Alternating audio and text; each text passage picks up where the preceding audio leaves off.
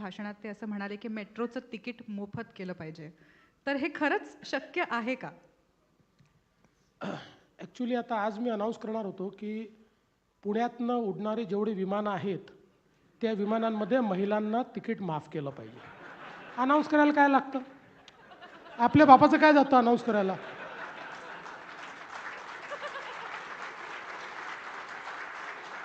असं आहे, अनेक वेळा बघा आम्ही राजकीय क्षेत्रातले लोक आहोत. अनेक वेळा निवडणुकीच्या जिंकण्याच्या डेस्परेशनमध्ये ज्यावेळी आम्हाला माहिती असतं की निवडून येता येत नाही, अशा परिस्थितीत आम्ही काही जाहीरनामे काढतो, त्या जाहीरनाम्यांमध्ये काही म्हणतो. पण तरी माझं म्हणणं आहे किमान पब्लिकचा विश्वास बसेल अशा तरी गोष्टी म्हटल्या पाहिजे ना. म्हणजे आपण करू शकू. आता मेट्रो ही काही एकट्या राज्याची नाही आहे, मेट्रो केंद्राची देखील आहे. मेट्रोमध्ये जी मेट्रोची बॉडी असते त्याचे अध्यक्ष हे केंद्रीय सचिव असतात आणि MD हे महाराष्ट्रातले असतात.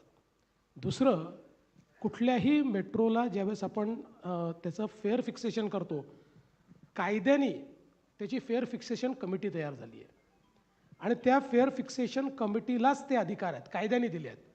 म्हणजे उद्या माझ्या मनात आलं की तिकीट माफ करून टाकायचं आहे तरी मला करता येत नाही. ती फेअर फिक्सेशन कमिटी सांगते इतका खर्च आहे, ऑपरेशनल तरी खर्च निघाला पाहिजे. समजा जर हा खर्च या ठिकाणी तुम्ही काढणार नसाल आणि कन्सेशन द्यायचे असतील तर तुम्ही कुठनं पैसे देणार आहे सांगा.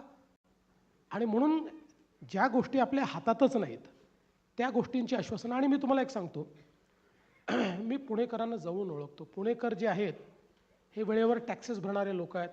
आता तो ऑनलाईनचा जमाना आहे, पण मी ते देखील बघितलेलं आहे की जेव्हा एकमेव शहर की ज्या शहरामध्ये लाईन लावून टॅक्सेस भरणारे, लाईन लावून विजेची बिलं भरणारे, ते केवळ या पुण्यामध्ये बघितलं. पुणेकरांना मोफत नको आहे, पुणेकरांना रिलायबल आणि डिपेंडेबल हवं आहे. पुणेकरांना उत्तम अशा प्रकारचं मेट्रोची सेवा, उत्तम अशा प्रकारची बसची सेवा हवी आहे. या सगळ्या सेवा चांगल्या झाल्या पाहिजेत ही पुणेकरांची अपेक्षा आहे. त्याकरता जो काही मिनिमम खर्च आहे तो पुणेकर देतील. म्हणून मला असं वाटतं की म्हणजे हे जे आश्वासन आहे ते आश्वासन आहे हे पुणेकरांनी समजलं आहे.